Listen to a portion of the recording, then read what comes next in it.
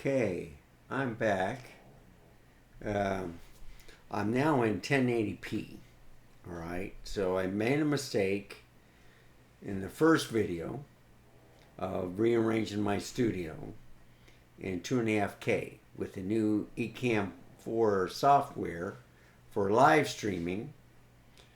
Uh, if you set it at 1080p, 2.5K, or 4K, um, your video content will record at those modes. So I have record only, and then whatever format I decide to do, it will be in that format. Right now you're looking at me in the live demo mode.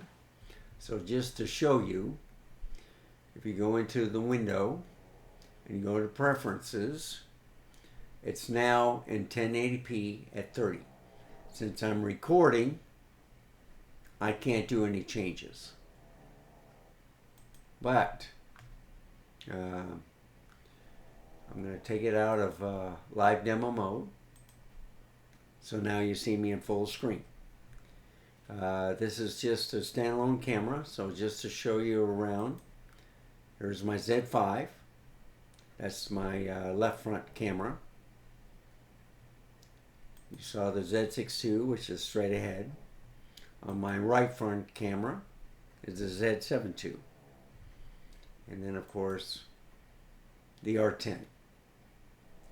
So, just to show you a little bit, this has a 35mm f1.8 S-line Nikkor. That's the lens, and it's excellent. Good quality. I could zoom it, a little bit bigger, but I don't want to break any glass, okay? So I'll leave it there. If I go to the Z6 II, I can do the same thing. I have to unlock it in order to zoom, lock it again, and then of course I can go like that. And I can probably fix the focus a little bit. Yeah, it might be better. Okay. So anyhow, that's a Z6 II. That has a 50mm f1.8 S-line Nikkor lens. Z7 II has the what is it? Let me look at this. Yeah, 20.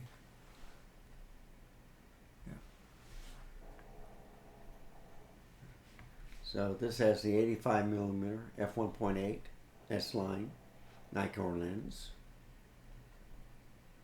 I'll go back to the Z6 II. You can see the difference. And I'm going to do this.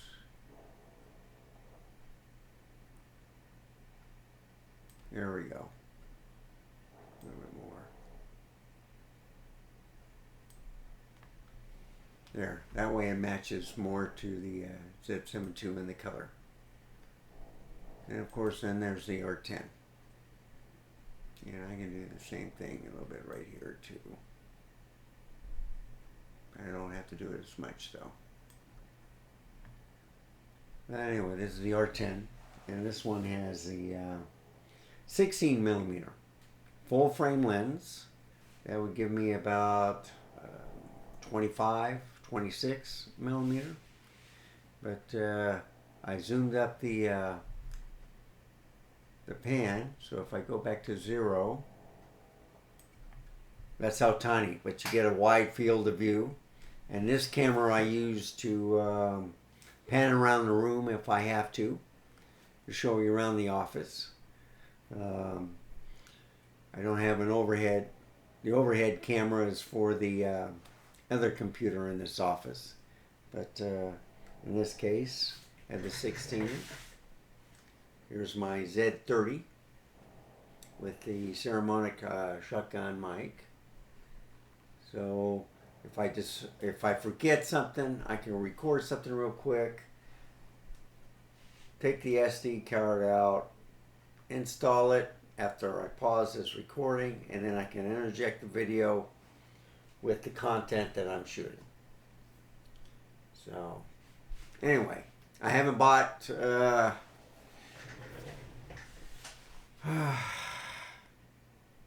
the Apple Final Cut Pro for recording.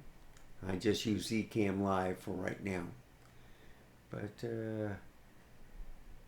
it's a little bit cheaper with the Final Cut Pro, so I can record eternally, and then I would have to process all the videos and stuff. That's a lot of work. Ecamm Live makes it a lot simpler. Yes, it's a little bit more expensive, but with the Final Cut Pro, you just pay once. Ecamm Live, you have to pay yearly. So I'm debating if I should renew it or see if I like it. I can do 4 individual cameras, and then put it all together in Final Cut Pro, give you a different perspective. It takes longer, but for the workflow, I'm using Ecamm Live, and I'm enjoying the quality and the ease of use.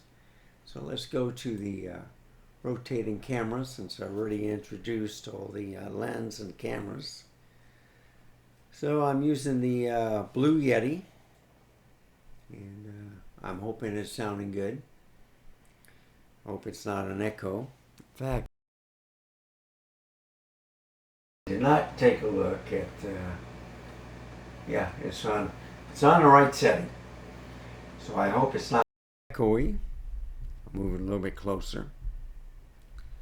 So let me get back in the view. So I got this one on the manual. I probably have the wrong focusing, but I don't want to mess with it. So you're viewing me at the 1080p. How does it look? If you can tell the difference, let me know. I think that it looks all sharp. So everything's recording in 4K. I think I might have the Canon in the 1080p where it doesn't overheat, but it might be in 4K 30. Anyhow, it's back on the Z5. Just want to show you that it does pretty good. Now, you saw a little stuttering at the beginning, and that's because the Z5 is hooked up to USB 3, not the USB-C, or the Thunderbolt back of the Intel Mac Mini. Thunderbolt is faster than the USB-C. So I think it's like 40 megabytes per second compared to 15 on the USB 3. I can't remember. But anyhow, you're now viewing me on the Z7 II. We'll move to the R10 shortly. You can see all the counters with the Nikon cameras on the upper right. Lower right is the Canon only. And right now, you're viewing me on that. So it's going to go to the Z5. You'll see a little stuttering. So if I don't move, and now I can move, but you see a little stutter because it's in USB 3. And now I'll go to the Z6 II, and you don't see any stuttering because it's using the Thunderbolt. So I hope you like this content. Please subscribe, give me a like, hit that notification bell for any more videos. Any questions, just write in the comments below. Let me go to the Z6 II out of rotating. So, as always, stay safe, keep smiling, and until next time, goodbye.